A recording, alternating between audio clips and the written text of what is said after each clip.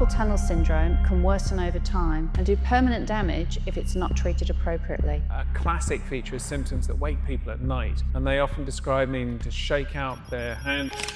Hand numbness, tingling and pain are often brushed off as overuse or just part of getting older. Carpal tunnel syndrome is really a symptom, so there are many conditions. Fluid retention during pregnancy, hormonal changes, medical conditions such as diabetes or thyroid disease. So at what point should someone stop waiting it out and get their symptoms checked? I think in many ways, straight away is the answer to that.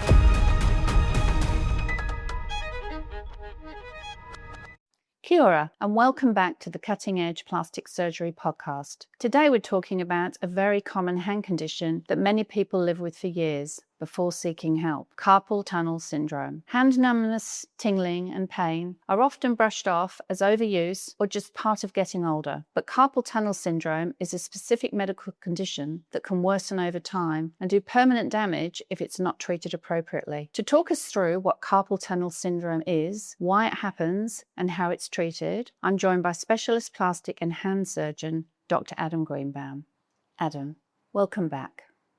Thanks, Nicola. Let's start at the beginning. What exactly is carpal tunnel syndrome? The carpal tunnel is an anatomical tunnel at the wrist. So carpal tunnel syndrome occurs when the median nerve becomes compressed as it passes through that anatomical tunnel, the walls and the floor of the carpal bones of the wrist, and it's roofed by a thick fibrous band called the transverse carpal ligament. And along with the median nerve, there are 9 tendons that bend the fingers and the thumb, all passing through that space. So when pressure increases within the tunnel, the nerve, which sits just under that thick flexed retinaculum, becomes compressed, and that leads to the symptoms people notice in their hand and fingers. What symptoms tend to alert people that something isn't quite right? What most people notice is numbness or tingling in the tips of the thumb, the index finger, middle finger, and sometimes one part of the ring finger. A classic feature is symptoms that wake people at night, and they often describe needing to shake out their hand and rub it or even dangle it over the side of the bed to get the feeling back. And then as the condition progresses, symptoms can become constant, and people may notice weakness, clumsiness, difficulty with tasks that require fine dexterity,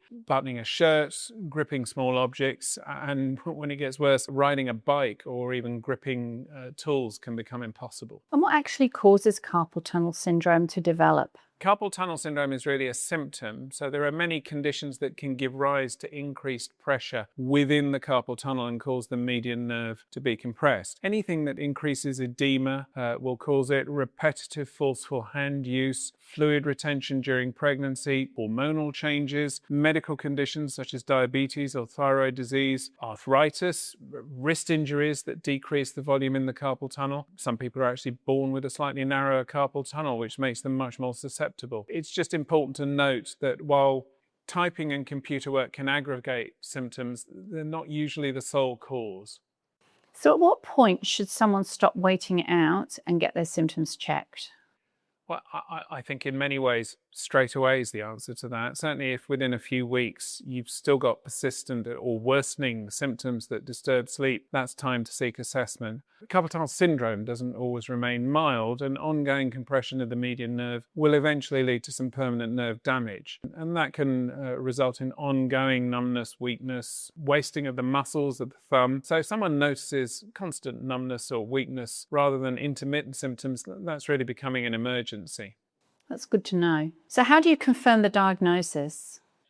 Diagnosing the syndrome starts with a detailed discussion and assessment of symptoms, and then an examination first of the hand and wrist, and then all the way out the arm as far as the neck, because nerve compression can occur at other points along the arm. And so symptoms can be interpreted by the brain very similarly. And in cases where provocation testing, that's me trying to elicit the same symptoms by decreasing the volume within the carpal tunnel to bring on symptoms or worsen them. Where that's equivocal, I will arrange nerve conduction studies. Nerve conduction studies are tests that measure how well the median nerve is transmitting signals and pinpoints the precise point at which there's a compromise. So can carpal tunnel syndrome be treated without surgery? Certainly early in severe cases or in mild cases, a non-surgical treatment can be very helpful, but also part of the diagnostic process, especially as neurophysiologists are scarce. And so waiting times for nerve conduction studies can run to many months, even if you're paying for it privately. The non-surgical interventions may include wearing a wrist splint, particularly at night. That helps. Modifying your activities if they clearly aggravate symptoms, and certainly addressing any underlying medical conditions that would predispose. I find sometimes injecting a corticosteroid directly into the carpal tunnel can reduce inflammation and pressure on the nerve. And a response to these measures, if it's transient, it both confirms the point of compression, but it also highlights the need to progress to surgical decompression. These non-surgical measures, they're really alleviating symptoms rather than curing the problem, though. And persistent symptoms of nerve compression really do mandate the need for surgery. Makes sense. So what does surgery involve for carpal tunnel syndrome?